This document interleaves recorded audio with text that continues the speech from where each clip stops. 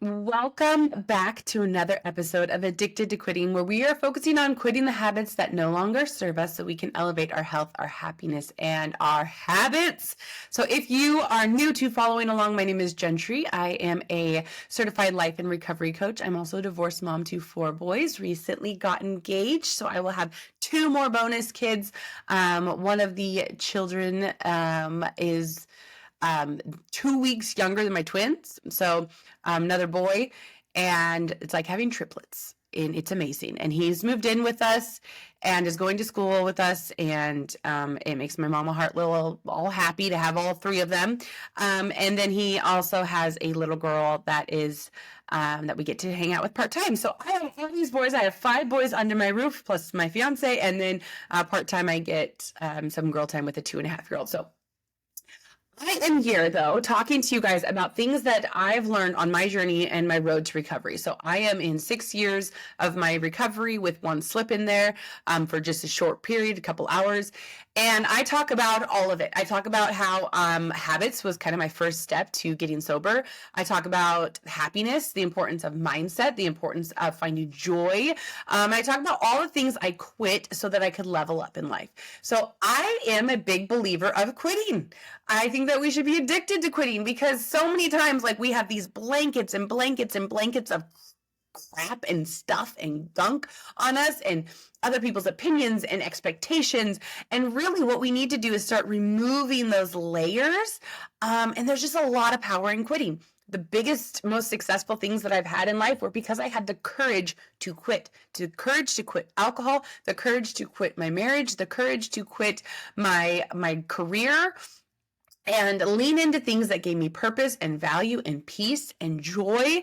And it was removing the expectations. It was removing the unhealthy mindsets. It was removing the unhealthy behaviors. It was removing the unhealthy relationships that gave me my chance. So I like to teach you guys how to do those same things by being addicted to quitting. If you guys are ready, I'm going to talk about something that came up on my Instagram. I feel like I use my Instagram as kind of like my content, like a reel starts to go viral and people are relating to it. So I wanted to share about this. So I had a reel recently, go a little bit viral about drinking dreams. And I did have some bait. I did have a little clickbait by saying I drank last night, and a bunch of people were like, oh, 6 years in sobriety. But what it was about was a drinking dream. So I had a drinking dream last night. Well, this was a while ago now. And I woke up and the very first thing I said to my fiance was, I drank last night. And he was like, oh, you had a drinking dream? And he is also in recovery, which is amazing. I remember when I first got sober, being like, I don't want to date somebody that's in recovery. I don't want to date somebody that was I don't like, I want to pretend like that wasn't my life and I want to get through this and I just want to be a normal human being. And I did date some people that didn't have addiction issues. But when we crossed paths, like just the connection on a deeper level of being able to understand one another, being able to see one another. I see things that he does because of the way he thinks like me. And I'm like, oh, okay. So I take back what I said that I never wanted to date a fellow alcoholic. Because I think I know it's the strongest relationship I've ever had and it's only getting stronger. But anyways, I wake up and I say, I drank last night. And it was like this panic and kind of like my heart was racing. I felt kind of sick and I don't even fully remember the dream. I don't remember ever taking a physical drink. I just remember kind of how I felt like anxious before. And then I remember afterwards being like, I drank and I don't know if I should hide it or if I should be honest. Like, do they know? Do people know what's going to happen? And so I started doing some research. So I'll share with you guys some research I had found about drinking dreams. I'm still getting over a cold, so I'm sorry. I might just have to cough a little bit through this, but a nightmare of drinking dreams. So I found this article and I did a lot of research, but this blog, which I'm going to link the blog post below. And if you got this link in the email, you should get an email. Or if you're subscribed to the email list, you should get this in email too. But the Alcoholic's Guide to Alcoholism.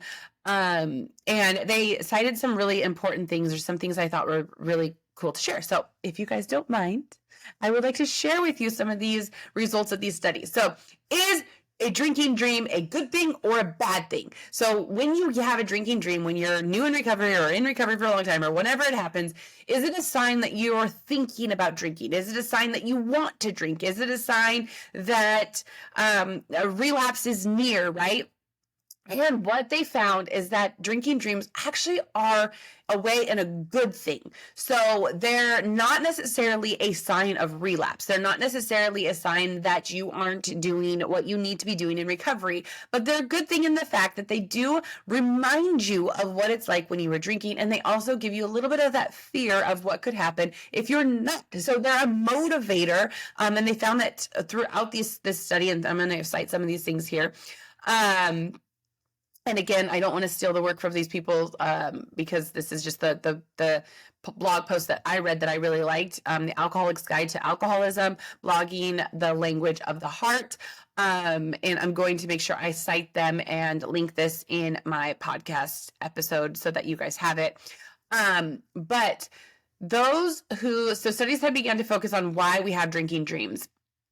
And they found that 80% of those who had drinking dreams were still abstinent compared to 18% of those that did not. So the fact that you're thinking about what it would be like if you relapse and how bad those are, like, because I don't know about you guys, but I've never woken up from a drinking dream and felt like, man, that was fun. Like, I'm so glad I just did that. No, it's typically like, oh man, what did I do? So 80% of those who had drinking dreams continued to stay abstinent, while 18% of people that did not have drinking dreams did not. That he concluded that, so this is Chio 1970. Again, I'll send you the blog post to read.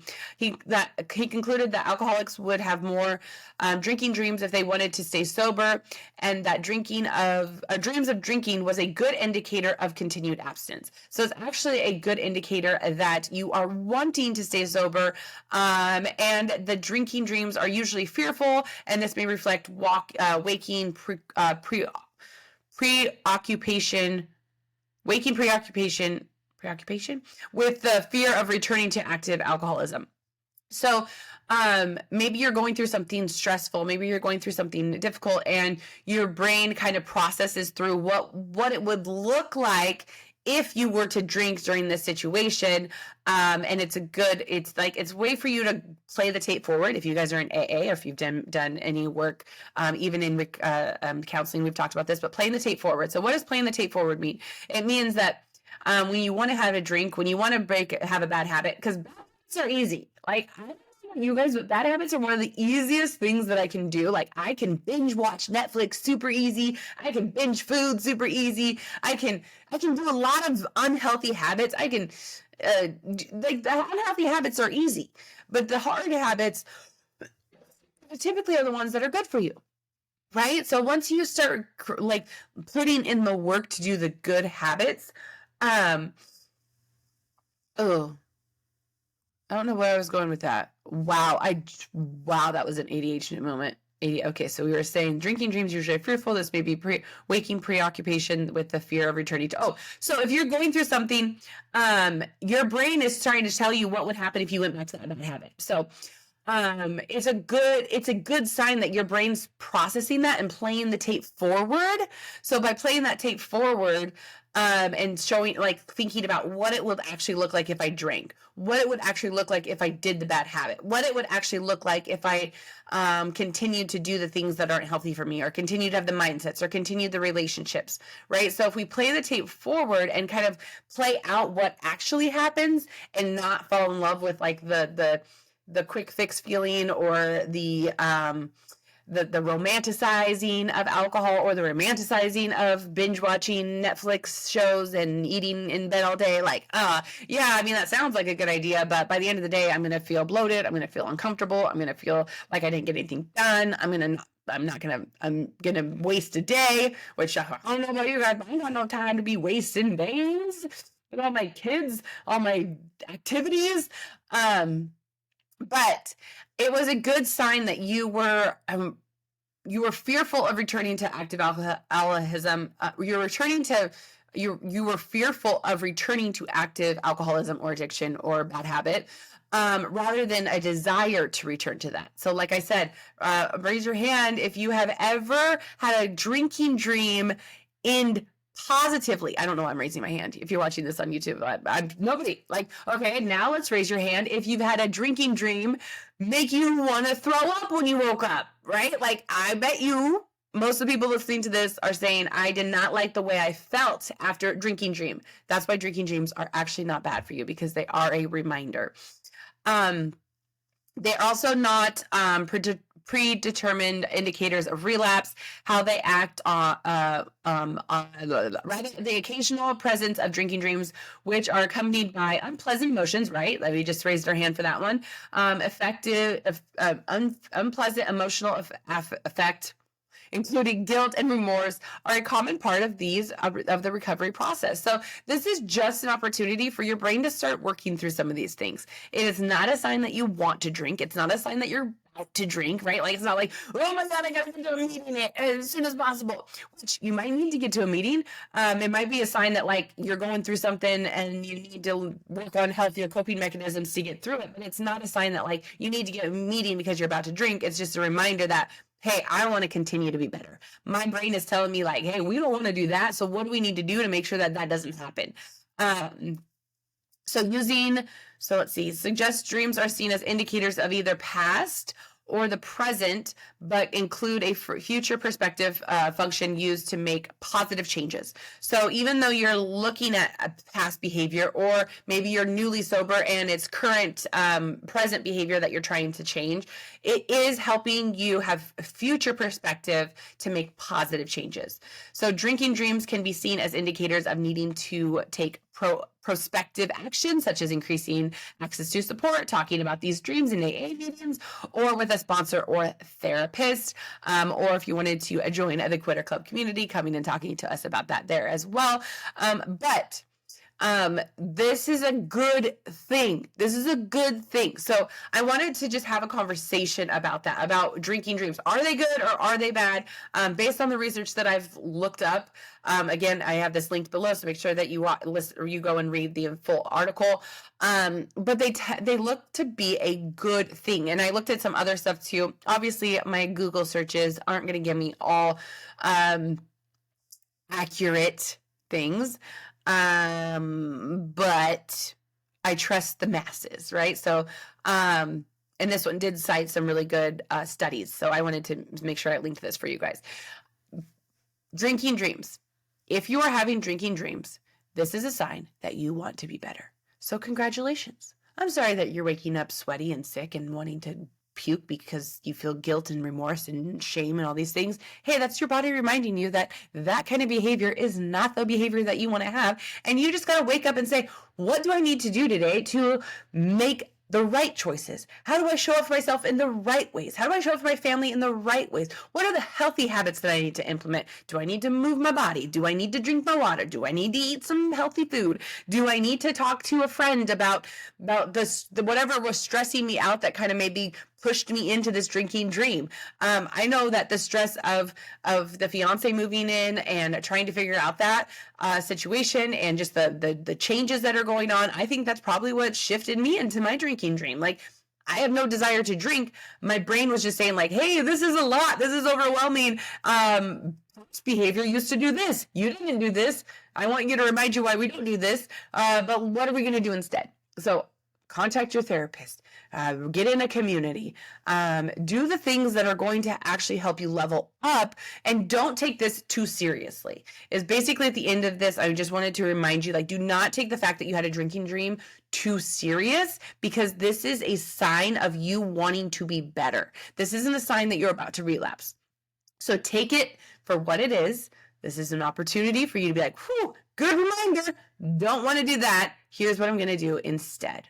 So I want you to write down 5 things right now that you could do instead of drinking that are going to give you more joy, more peace, more fulfillment, more community, more love and appreciation for yourself. Is it gratitude practice? Is it affirmations? Is it moving your body? Is it drinking your enough water? Is it calling a friend? Is it buying somebody's coffee? Like, what can you do that is going to be a positive, healthy thing that's going to give you joy, fulfillment, and remind you how freaking amazing and blessed you are to be on this side of addiction? If you are sober curious and listening to this, I want you to also understand that having drinking dreams is a good sign that you are ready for that step to sobriety. The fact that you're having these dreams about being out of control and not feeling like you're doing what you should be in your drinking moments, right? Like if your drinking dreams have no longer been fun and now they're causing you anxiety when you wake up, this is a really good indicator that you are also ready to maybe start taking that more serious look at your drinking and more serious look at sober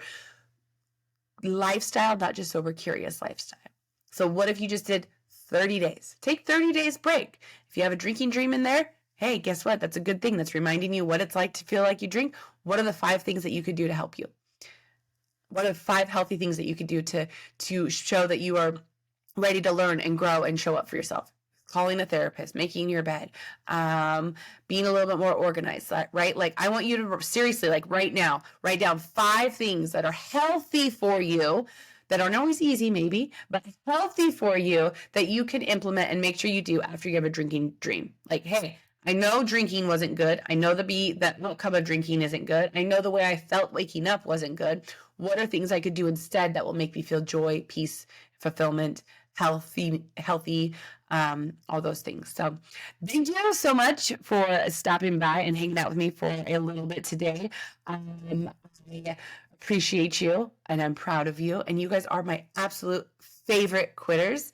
And I can't wait to tell you guys more about how to quit all the things that aren't serving you in next week's episode. All right. Have a great day.